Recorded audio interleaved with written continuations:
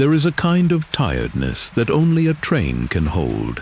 Not the tiredness of the body, the tiredness of the mind, finally letting go of the day. Tonight, you are on that train. You don't have to remember how you got here. You don't have to remember where it's going. You only have to listen. This is Lantern and Lore, quiet tales, told slowly, for the last hour before sleep. Tonight's story is called The Last Train to Nowhere. Get comfortable. You don't need to stay awake for the ending.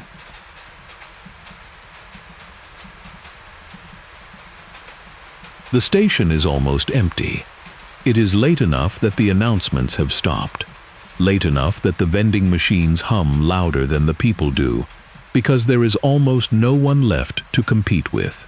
You are standing on platform 2. The air smells faintly of rain that hasn't started yet. That mineral, waiting smell, the one that gathers just before the first drop falls. There is a bench nearby, its green paint worn pale in the middle, where 1,000 tired travelers have sat before you. You don't sit, not yet. You are watching the far end of the tracks, where the light curves out of sight into the dark.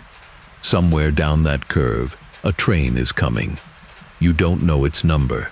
You don't know its final stop. The board above you flickers between destinations, and every time you try to read it, it changes again. Not in an alarming way, just in the way that things do, late at night, when your eyes are heavier than you'd like to admit. It doesn't matter really, not tonight. Tonight, the train is not about arriving, it's about the leaving. The long, slow leaving, mile by mile, of everything that happened today.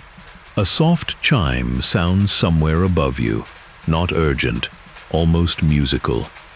The rails begin to hum, and there, far down the curve, a single light appears, low, warm, steady, growing slowly larger, the way morning grows into a room you forgot to close the curtains in. The train is coming.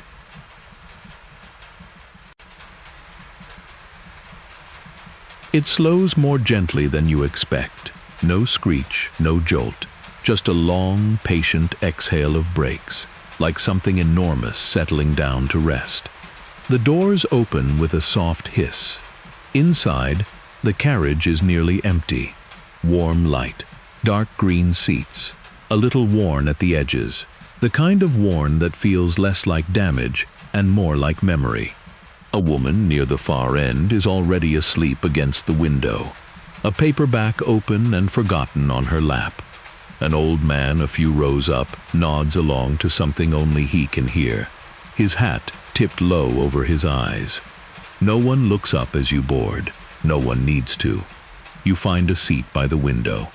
The glass is cool under your palm. Outside, the platform light slides backward, slower and slower, until it disappears altogether, and there is only the dark, and your own reflection, faint and soft, laid over the shapes of the countryside, beginning to blur past. The train picks up its rhythm, that old, familiar rhythm, the one your body seems to remember even when your mind has forgotten every train it's ever been on. Da-dum, da-dum, da-dum. Somewhere behind that rhythm, so quiet you almost don't notice it, rain has begun to fall against the window. Small drops at first, then more. They race sideways across the glass, chasing each other, disappearing at the edge of the frame. You let your head rest against the seat. The carriage rocks, gently, side to side. Outside, the world goes by in pieces. A church spire, black against a sky just barely less black. A row of sleeping houses, one window still lit. Someone up too late, or up too early, you'll never know which. A field, silver where the rain catches what little light there is. None of it asks anything of you.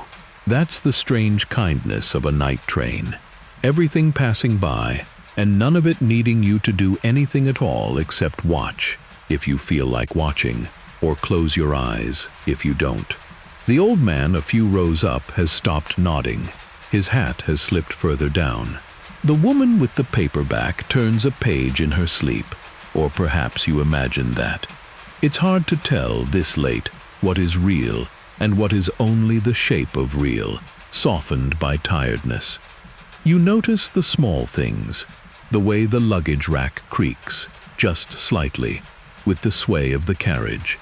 The way the light overhead flickers once, so briefly you're not sure it happened. The taste of the last thing you drank today, faint and forgotten on the back of your tongue. None of it matters. None of it needs to matter. The fields give way to trees, tall ones, close together, their branches occasionally brushing the top of the carriage, with a sound like a held breath. Da-dum, da-dum. The rain has settled into something steadier now, a rhythm of its own, laid over the rhythm of the train, the two of them moving together like something rehearsed a long time ago.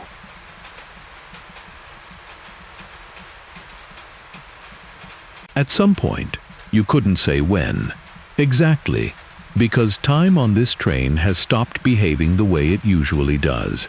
The train slows.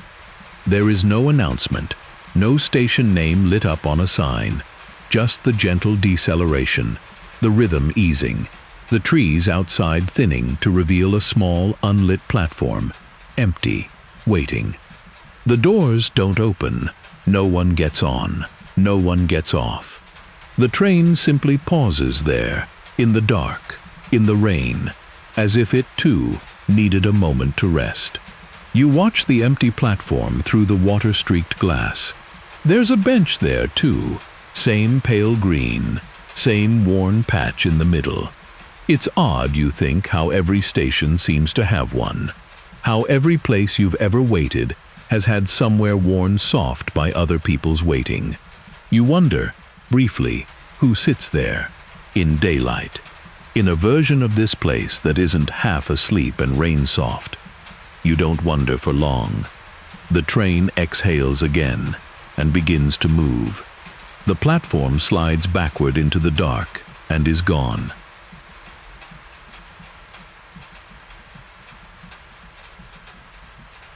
The carriage has grown quieter, if that's possible. The old man's breathing has evened into the long, slow rhythm of real sleep.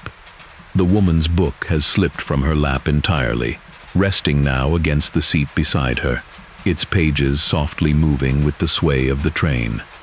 You find that your own eyes want to close.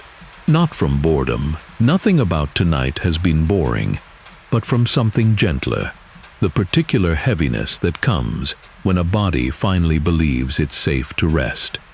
Outside, the trees have given way again, this time to water. A long, dark lake, or perhaps a river wide enough to look like one, its surface catching the train's light in broken, drifting pieces, like something scattered and not yet gathered back up.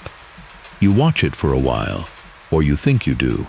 It's difficult, now, to be sure where watching ends and dreaming begins. That's all right. That's rather the point. Da-dum, da-dum. The rhythm is slower now, or perhaps you are simply slower, matching your breathing to it without meaning to. In, on the space between. Out, on the next. You don't need to know where this train is going. You never did. The water outside has turned to mist. The mist has turned to something softer still.